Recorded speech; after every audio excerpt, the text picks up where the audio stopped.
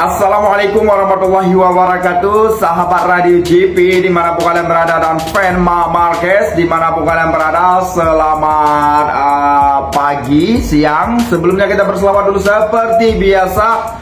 Allahumma salli ala Sayyidina Muhammad, Allahumma salli ala Sayyidina Muhammad, Allahumma salli ala Sayyidina Muhammad sallallahu alaihi wasallam. Welcome back to my channel Radio GP. Oke teman-teman. Oke teman, untuk hari yang berbahagia ini ya, cuma ingin mengatakan pernyataan terkini ya, pernyataan terkini Marc Marquez, si Francesco Bagnaia ya, yang mana tadi malam kita sudah melihat aksi mereka di FP1 dan pre-practice ya, yang mana Francesco Bagnaia termasuk dalam Q2 juga ya. Namun di sini Fabio Quartararo ya mengalami beberapa teknisi ya, jadi dia harus melewati Q1 teman-teman ya.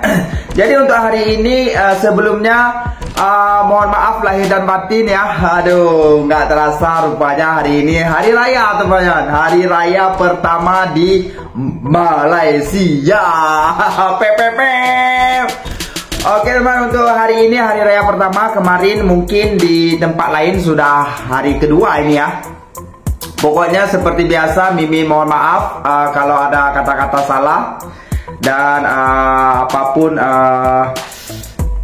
yang membuat teman-teman tersinggung, Mimin mohon maaf sedalam-dalamnya ya. Jangan diambil hati, ini hanyalah sebagai konten atau sebagai penghibur sahaja teman-teman ya. Oke teman-teman, langsung aja kita fokus kembali, yang mana kemarin kita sudah menyaksikan FP1 dan free practice, yang mana untuk hari ini ada FP2, Q1 dan Q2, dan setelah itu kita sudah mendapatkan di genggaman tangan kita yaitu pole position atau starting grid untuk sprint race dan race-nya ya.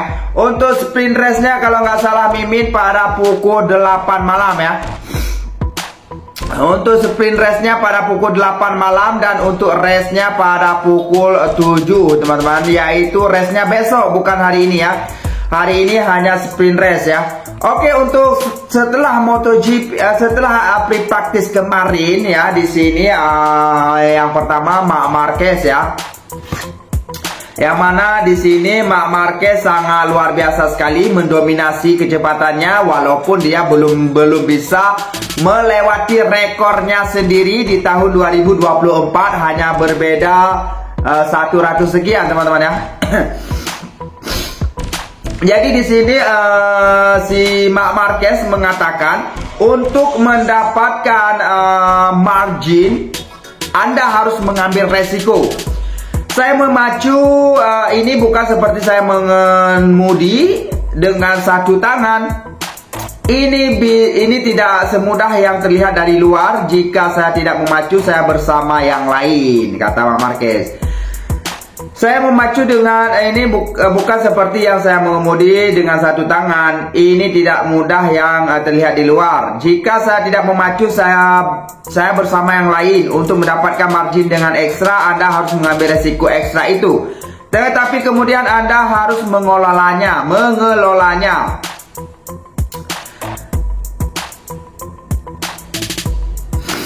Saya sudah katakan di RS bahwa saudara saya adalah rival terkuat. Orang-orang mengira saya melakukannya untuk menekan satu sama lain, tetapi saya mengatakan apa yang saya rasakan. Saat ini ia adalah rival terkuat dan paling konsisten, dan hasil menunjukkan hal itu. Ia adalah pembalap yang sangat serba bisa, sangat konsisten dan cepat di semua sirkuit dan dalam semua situasi, kata Marc Marquez. Jadi Marc Marquez di sini hanya membicarakan sedikit rahasia ya di sini.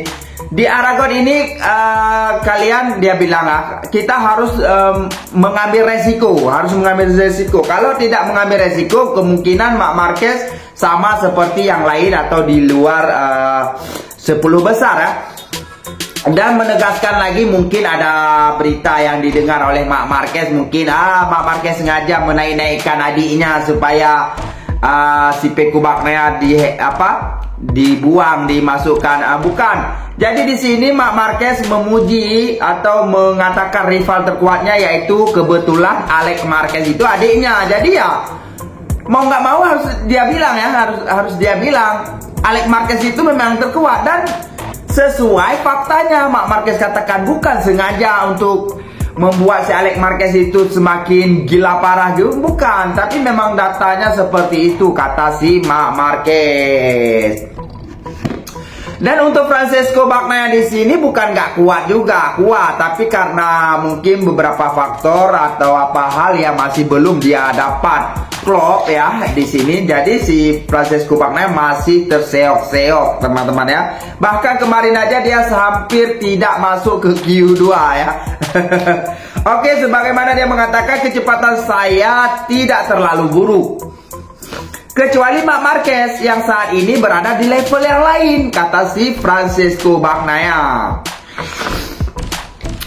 Kecepatan saya tidak terlalu buruk kecuali Marc Marquez yang saat ini berada di level lain. Namun jika mempertimbangkan yang lain, kami sangat dekat.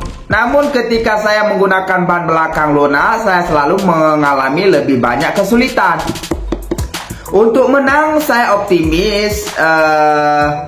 Mungkin besok pagi kami akan mengubah sesuatu yang kecil yang akan membuat perbedaan besar.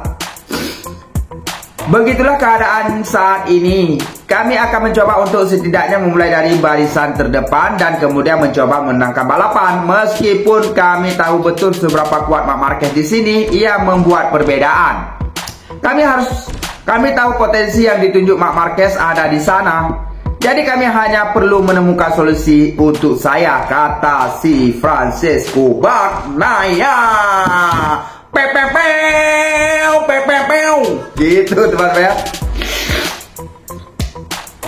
Jadi Francesco Bagnaia ini kalau dikatakan ngeluh ya kurang sedikit ya, bunyinya kurang sedikit mengeluh. Yang jelas di sini dia mengatakan levelnya dengan Marc Marquez sekarang sangat jauh sekali berbeda.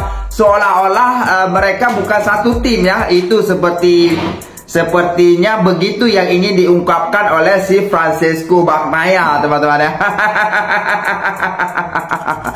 Jadi untuk hari ini semua rider bukan termasuk Francesco Bagnaia ya. Jadi semua rider hari ini mereka akan gila-gilaan untuk menyeting ya.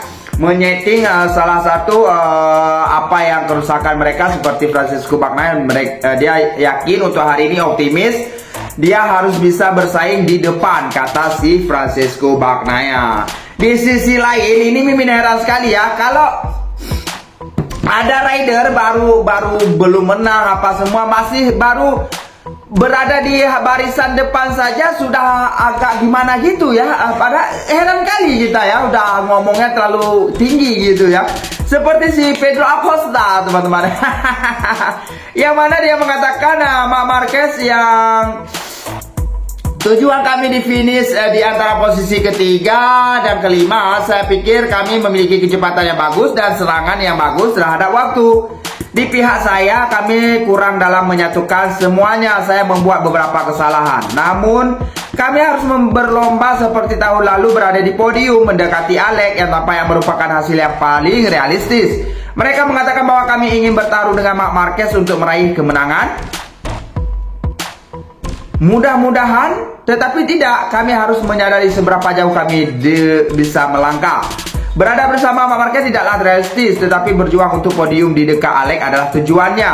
Marc Marquez yang ia lihat sebagai benar-benar tidak dapat dicapai, dan Alex Marquez yang ia lihat kuat, tetapi dengan opsi jika kami unggul, kami dapat melawan untuk posisi kedua. Jadi untuk informasi sedikit,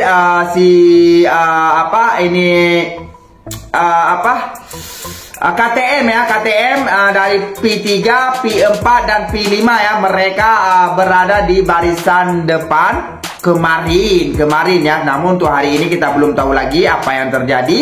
Di sini aja sudah ada semangat, tapi luar biasa juga ya semangat dari Pedro Acosta ya.